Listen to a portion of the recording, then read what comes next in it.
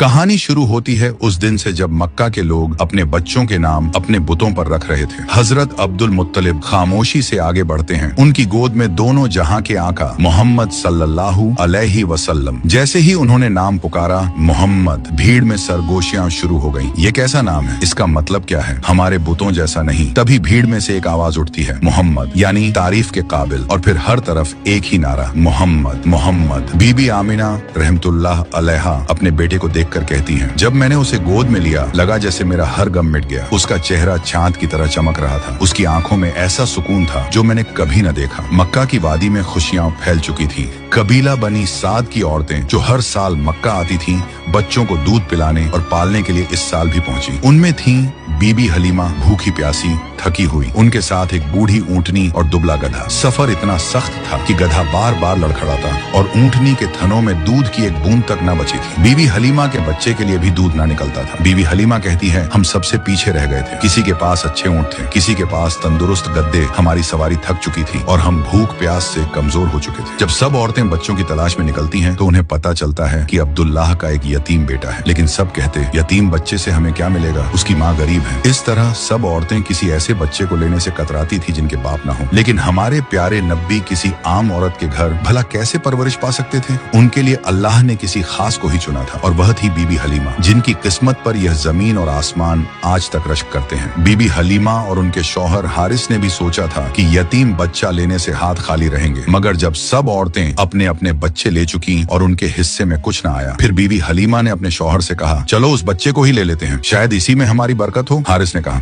हाँ क्यों नहीं, शायद यही बच्चा हमारे नसीब बदल दे। और जब बीबी हलीमा बीबी आमिना रहमतुल्लाह अलैहा के घर पहुंची तो उन्होंने देखा और आगे क्या हुआ जानने के लिए पार्ट 2 जरूर देखें।